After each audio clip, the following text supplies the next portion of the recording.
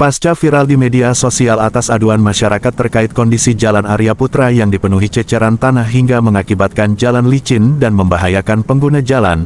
Sebelumnya, Camat Ciputat H. Mamat telah mendatangi langsung lokasi proyek bermasalah tersebut bersama petugas pemadam kebakaran. Langkah ini dilakukan guna melakukan sterilisasi dan pembersihan jalan yang tertutup tanah demi menjaga keselamatan pengendara. DPRD Tangsel turun langsung lakukan sidak. Sehari setelahnya, Jumat tanggal 24 Januari tahun 2026, sejumlah anggota DPRD Tangsel, diantaranya Julham Firdaus dan Linda Evianti, turun langsung ke lokasi untuk melakukan inspeksi mendadak sidak sebagai tindak lanjut atas keluhan warga yang ramai diperbincangkan di media sosial. Dan jalannya hanya boleh di atas jam 10 pagi. Di roda 2 yang suku 2 ya. Iya. Dan sore bisa sampai 20 stop. Ini jam operasional juga nggak boleh. Ya. Iya. Oke Pak Komandan. Sidak dari Dewan dari DPRD Tangsel, Pak Julham.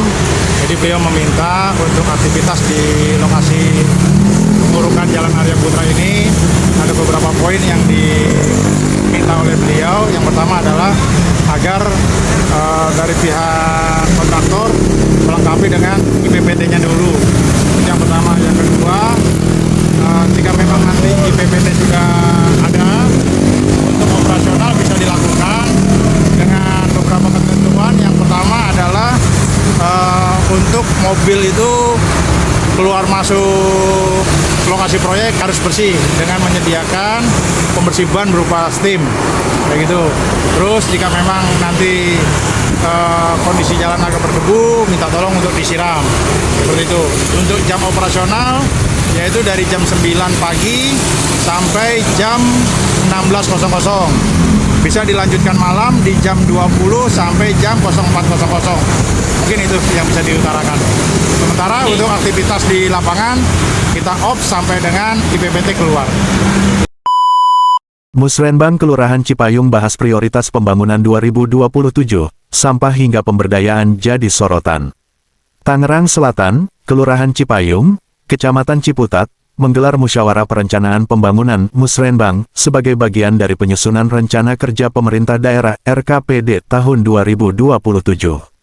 Kegiatan ini dihadiri unsur pemerintah daerah, DPRD, tokoh masyarakat, serta berbagai elemen warga, dan berlangsung penuh aspirasi serta gagasan pembangunan.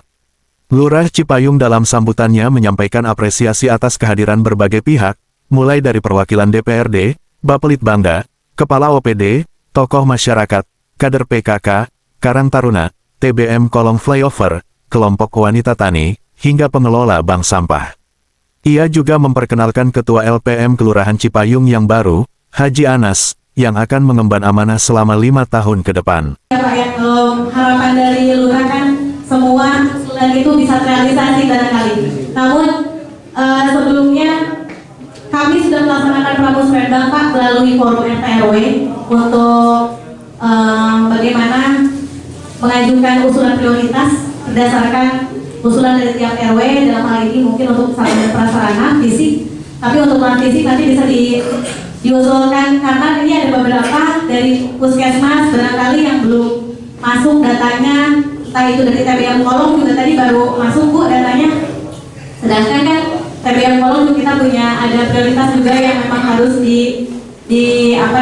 direalisasikan karena ada beberapa kegiatan yang ini kebetulan juga ketuanya baru juga dari TBM Kolong berdiri Revi dari UIN ya, dari UIN dan tim ya ini anak-anak muda yang mengapresiasi Kelurahan Cipayung, kegiatan di kolong flyover itu selalu ada. Terima kasih Bang Revi dan teman-teman. Bekerja sama selalu dengan Karang Taruna tentunya Pak Kabit. Kemudian yang kedua kami sampaikan dari hasil pramusrenbang yang sudah dilaksanakan kita akomodir Pak. Kita nanti akan bilang mana yang masuk usulan prioritas F1 dan mana yang menjadi usulan F2. Sementara itu, Camat Ciputat Haji Mamat, SE, MM dalam sambutannya menekankan pentingnya musrenbang sebagai wadah perencanaan pembangunan dari bawah. Daerah tahun 2027. yang tentunya Musrenbang ini berdasarkan Peraturan Menteri Dalam Negeri Nomor 86 Tahun 2017 tentang perencanaan, pengendalian, dan evaluasi. Nah, di Musrenbang tahun ini untuk Kelurahan Cipayung ini mendapatkan pagu 3 miliar 140 juta, yang tentunya maksimal itu usulan untuk fisik 60% itu maksimal, 40%-nya itu non fisik. Jadi harus dibagi dua. Mungkin sudah melakukan pramusrenbang yang tentunya intervensinya itu untuk musrenbang tahun ini. Yang pertama itu kita penanganan stunting. Adakah di Cipayung yang anak-anak balita kita yang kena stunting? Yang kedua penanganan sampah. Yang ketiga penanganan banjir.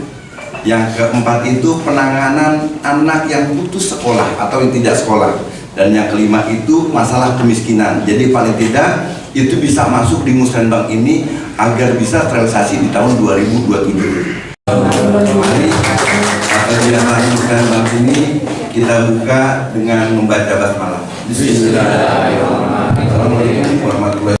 Sorotan tajam juga disampaikan anggota DPRD Kota Tangerang Selatan, Linda Evianti, yang menekankan bahwa persoalan sampah saat ini menjadi isu besar di seluruh wilayah Tangsel. Untuk sampah organik yang dikelola menjadi biopor.